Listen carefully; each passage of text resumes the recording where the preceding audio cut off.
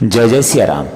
त्रिजटा रामायण की एक मुख्य पात्र में से एक थी। त्रिजटा मुख्य साध्वी राक्षस प्रमुख थी।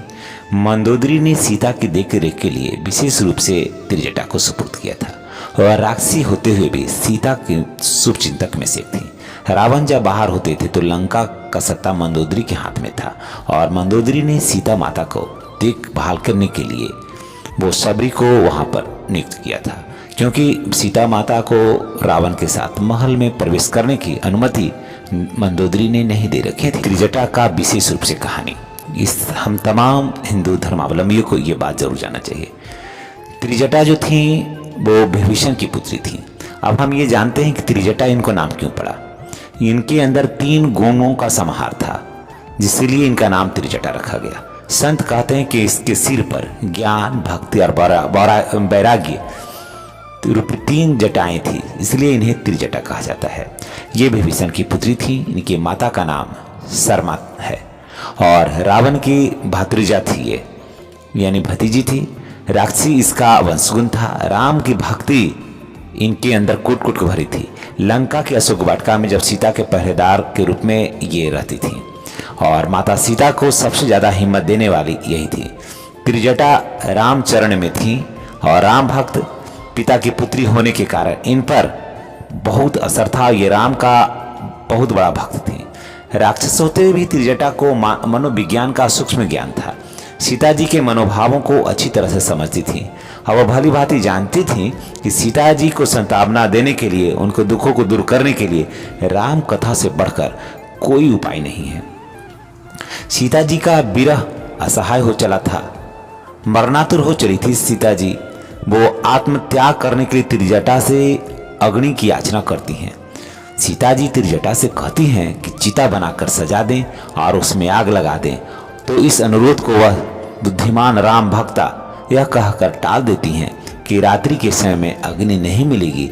सीता जी के प्रबोध के लिए वह राम यश का गुणगान का सहारा लेती हैं और राम जी के गुणों को बार बार अपने मुख से बखान करती हैं। जब राम के गुणों का बखान करती हैं तो सीता माता को संतुष्टि होती है। अब अशोक वाटिका में सीता जी की विपत्ति को देखकर यह प्रबोध कोई और उपाय न सूझा, तो उन्हें सीता जी के रूप में स्वभाव से वो अपरिचित थी। उन्हें त्रिजटा के विधि का अनुसरण किया और उसी समय हनुमान जी वहां भी आते हैं और जब देखते हैं कि यह निश्चित रूप से दानवी जो है वो भगवान राम का यह भी भक्त है, तो उसके बाद क्योंकि हनुमान जी जो थे वो माता सीता को पहचानते नहीं थे, लेकिन त्रिजटा की बातों को सुनकर ये महसूस होने लगा कि निश्चित रूप से यही माता सीता हैं। त्रिजटा जो थी वो माता सीता को हिम्मत देने के लिए वहां पर रहती थी। त्रिजटा ने उन राक्षसियों से भी कहा था कि मैंने स्वप्न देखा है, मैंने स्वप्न में एक बंदर को लंका जलाते हुए देखा है। राक्षस की सेना मारी जाएगी, रावण नंगा है, गधे पर सवार, उसके सिर पर सिर मुड़ा हुआ है और वो उसकी 20 भुजाएं कटी हुई है और इस प्रकार से वह दक्षिण दिशा की तरफ वह जा रहा है। यह सब बातें जब अन्य राक्षसिनियों को वो बताती हैं तो सारे राक्षसी जो थी वो भयभीत हो जाती है और वो माता सीता के चरणों में दुहाई मांगती है। माता सीता के चरणों में माफी चाहते कि मैं गलती से आपको मैं डराती रही माँ, कारण कि मुझे तो रावण का आज्ञा का पालन करना होता है।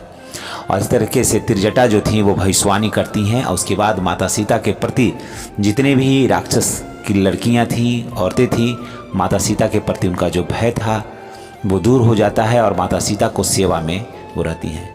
लंका कांड में युद्ध प्रसंग में त्रिजटा के चातुरी का और विलक्षण उदाहरण मिलता है।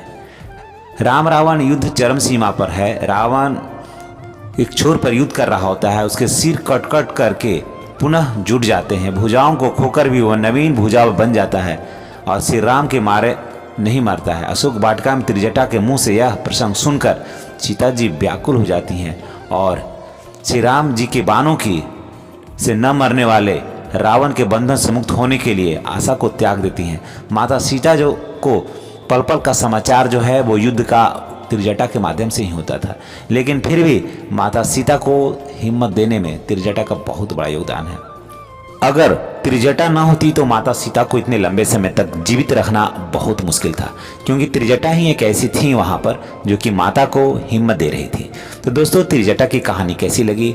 और माता सीता इन्हें माँ कहती थी, इसलिए त्रिजटा अपनी बेटी की तरह माता सीता को दुलार और प्यार और सम्मान करती थी। ये कहानी आपको कैसी लगी? रामायण का कौन सा कहानी या पात्र आपको सबसे बेहतर लगा है? कृपया करके कमेंट बॉक्स में अवश्य बताएंगे। प्रेम से बोलिए जय जय सिया राम, जय जय सिया राम।